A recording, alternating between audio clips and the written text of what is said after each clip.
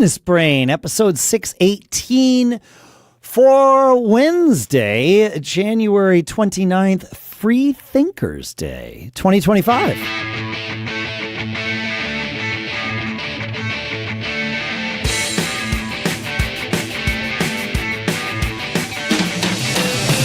Greetings, folks, and welcome to Business Brain, the show where we take some ideas, we crunch them, we dissect them, we use them to help further tune our business brains so that we can keep on living that charmed life. Shopify.com/businessbrain is our sponsor for this episode. That's where you can go to sign up for your $1 per month trial period. We'll talk more about that in a little bit. Back here in Durham, New Hampshire, after being in Anaheim for the NAMM conference last week, I'm Dave Hamilton.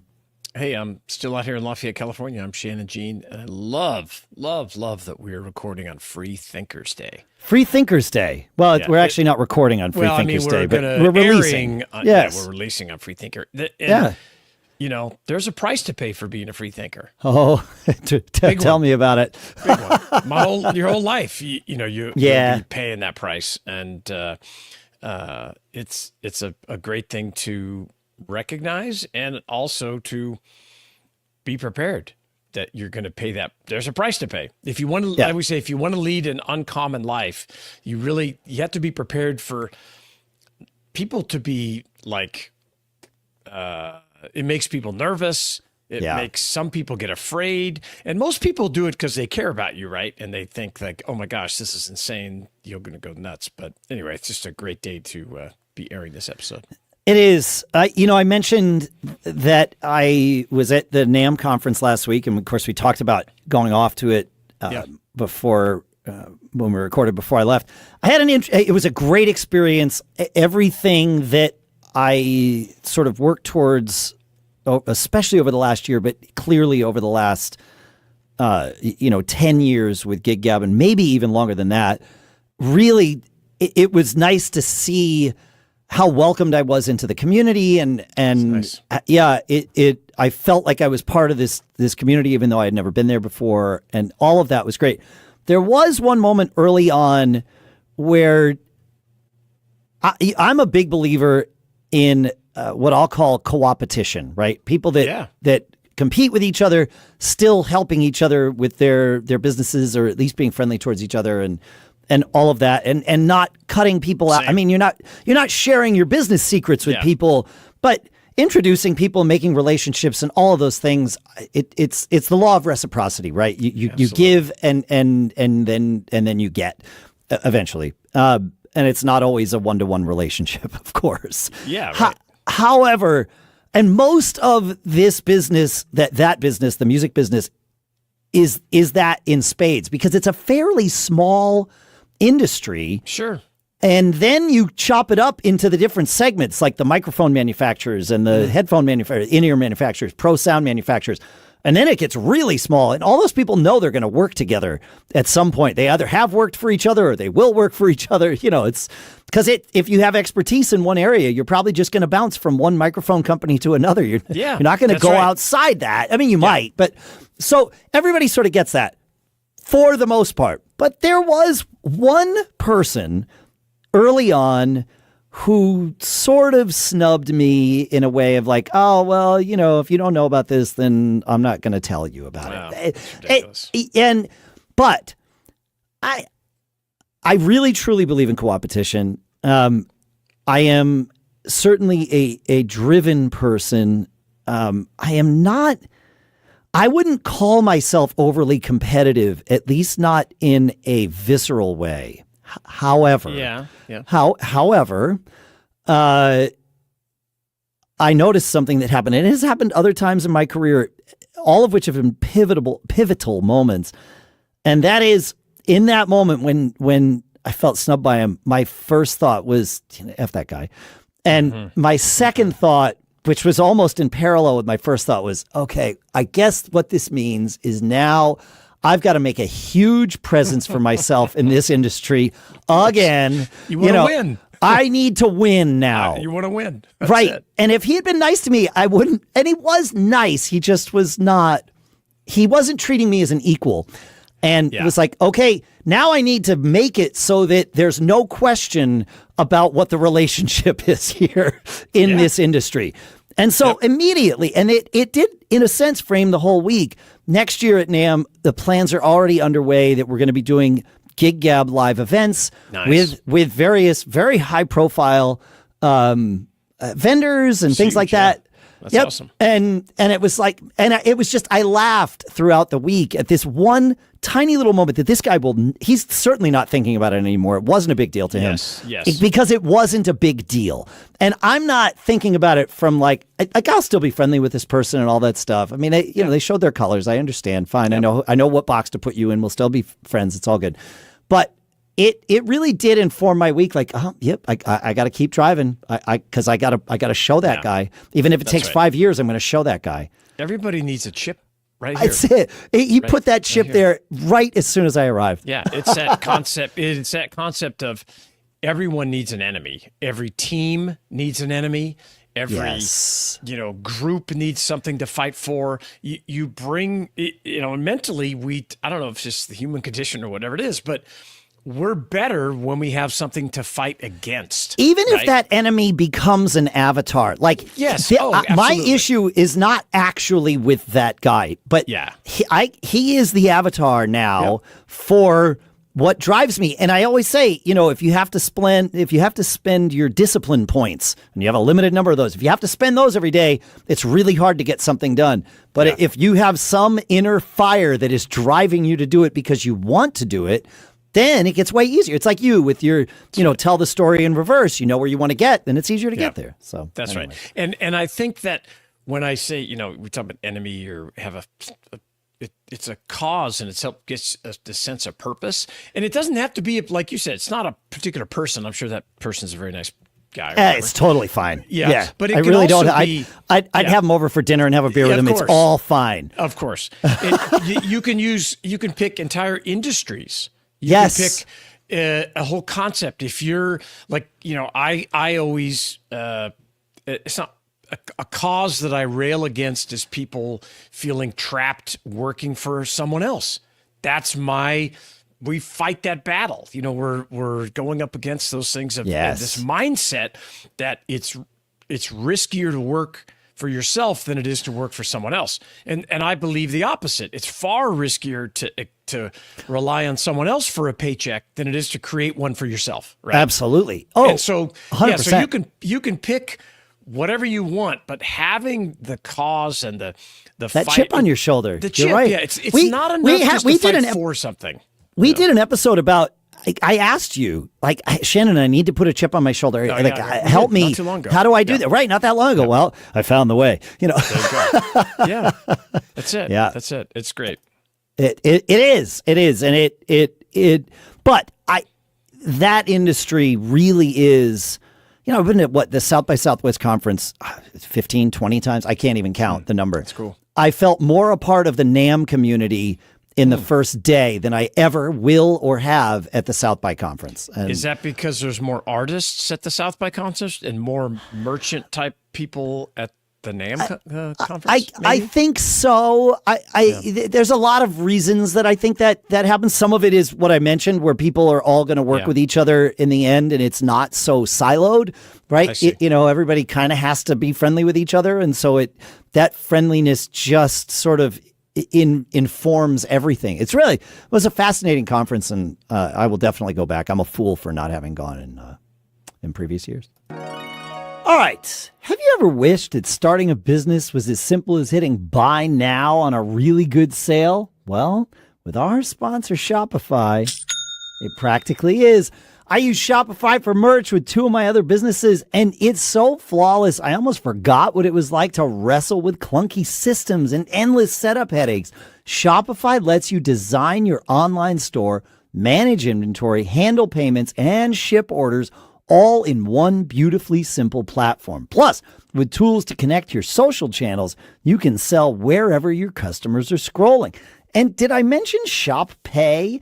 It's like a conversion wizard, turning abandoned carts into cash. Here's the kicker. If Shopify could make tea I'd never leave my desk again. But since it runs my businesses like a dream, that's close enough. And hey, established in 2025 has a nice ring to it, doesn't it? Sign up for your $1 per month trial period at shopify.com/businessbrain, all lowercase.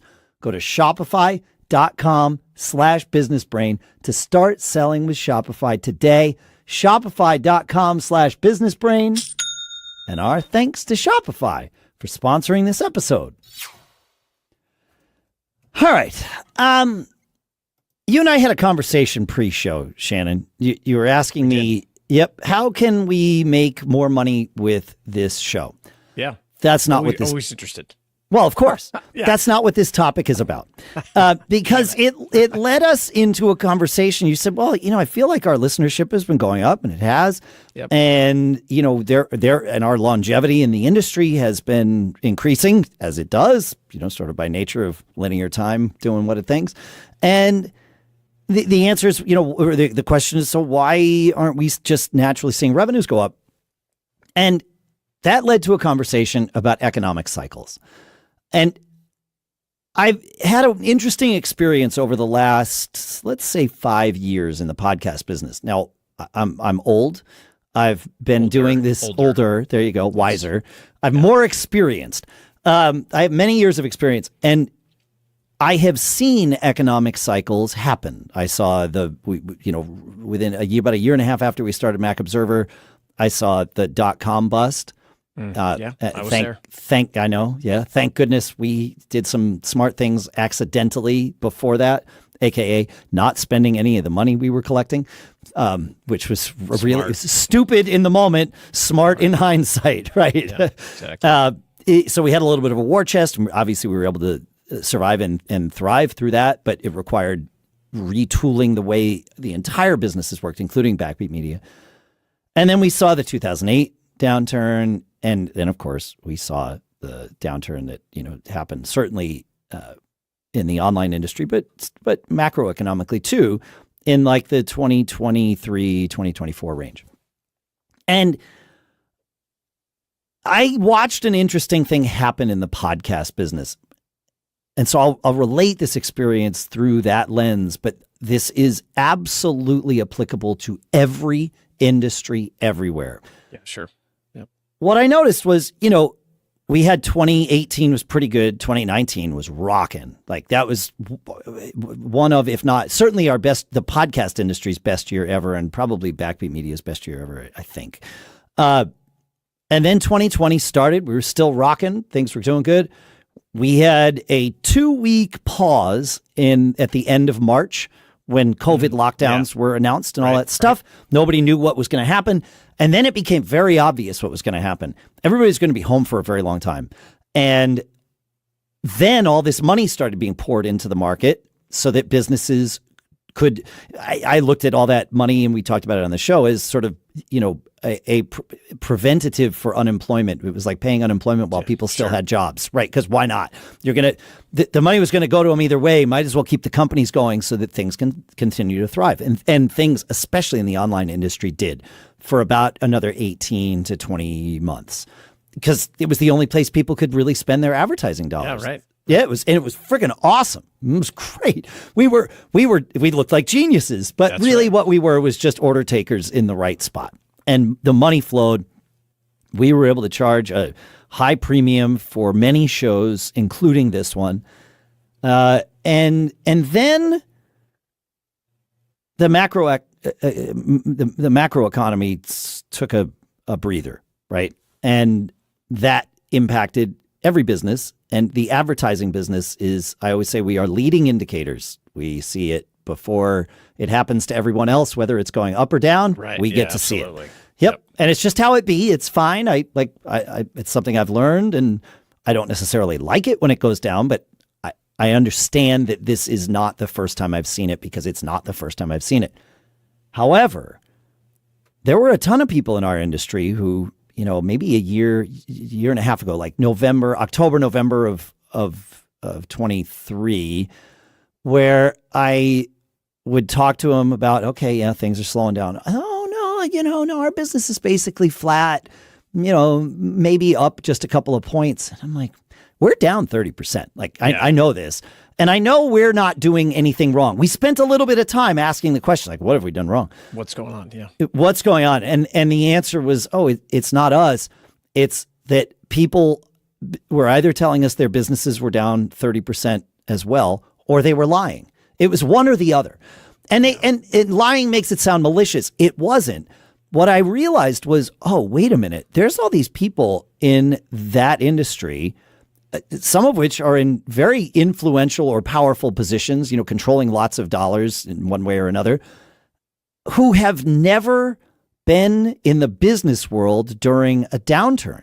Yeah. They entered the business world after 2008, and this was their first time seeing it, and they didn't know how to process it. It was because it is scary. Even if you have been there before, it's scary. But it's especially scary when you haven't been there before, and you're like, well, maybe I shouldn't say anything. Like, if I say nothing, maybe it'll just get better, right?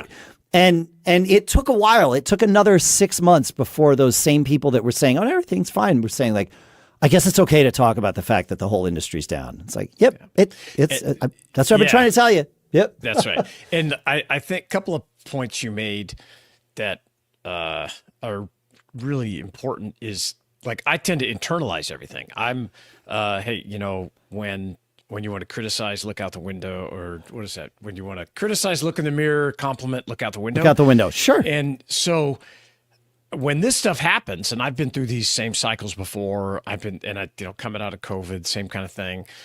I'm always like, what am I doing wrong?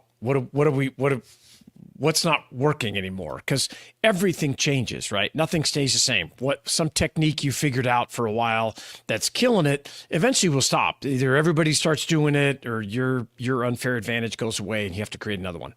Yes, but it's the point that struck me, that your comment is being connected in the industry is very important. Otherwise, you don't have all you're going to do is think it's your fault.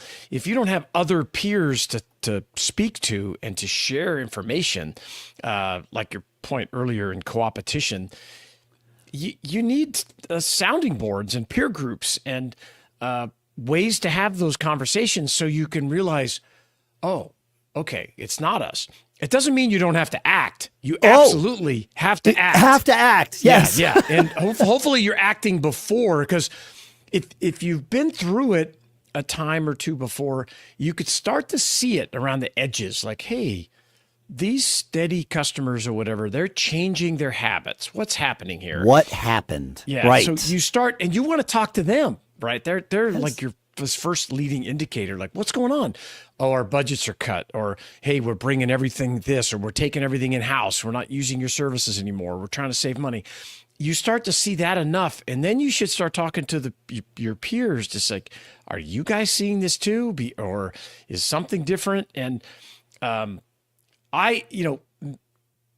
many industries are headed to commodity status. Always. And you don't want to be there when it becomes a commodity.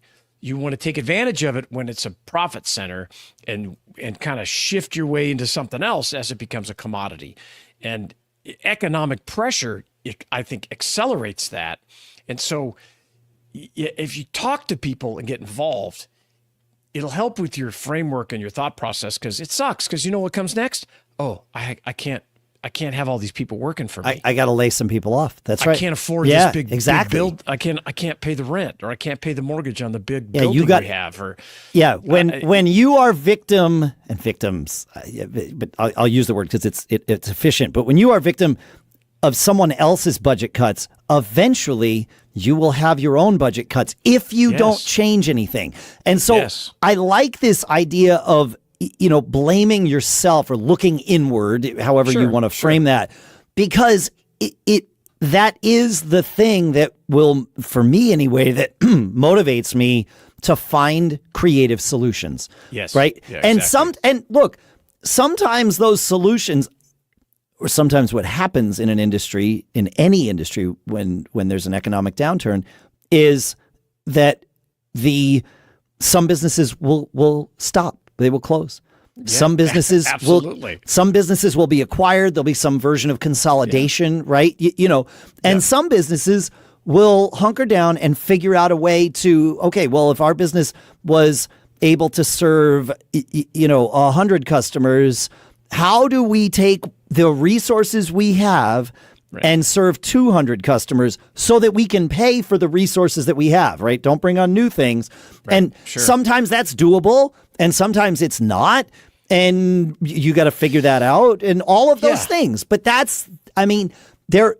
it is a catalyst for change, and not all of that change is positive for any one perspective, right? If you're the person at the company that runs the company that has to lay people off, that sucks. If you're one of the people that gets laid off, also that sucks, right? Like all of those things happen, but they happen, and then usually, unless the whole industry craters, which is rare, but it certainly could happen. But usually what happens on the other end is when the economics turn around, then you're positioned to really take advantage of it because you've made yourself this efficient, profitable machine, or at least break-even machine that can survive an economic downturn. Maybe you can thrive during it too, which is great. But if you can survive it, then when things open up, man, you again look like a genius, right? And but somebody said something to me a long time ago.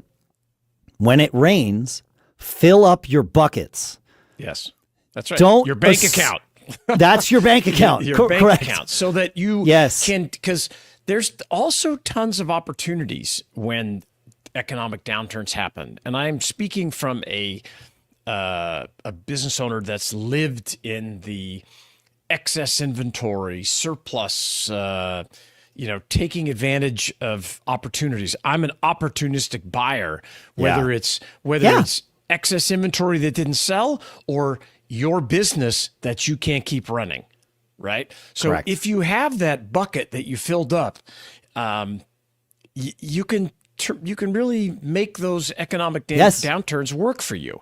Yeah. And you have to survive them. And it's another reason why I love diversifying within your business into different areas, different opportunities, because when one of them slows down, when our school business, when school budgets all started to get pressure down, as, different school districts had less kids, well, my wholesale parts business was going up because I was selling in other areas. So it's always having, this balance of things. If you're just focused on one thing and you don't expect it to change, you're going to have a hard time.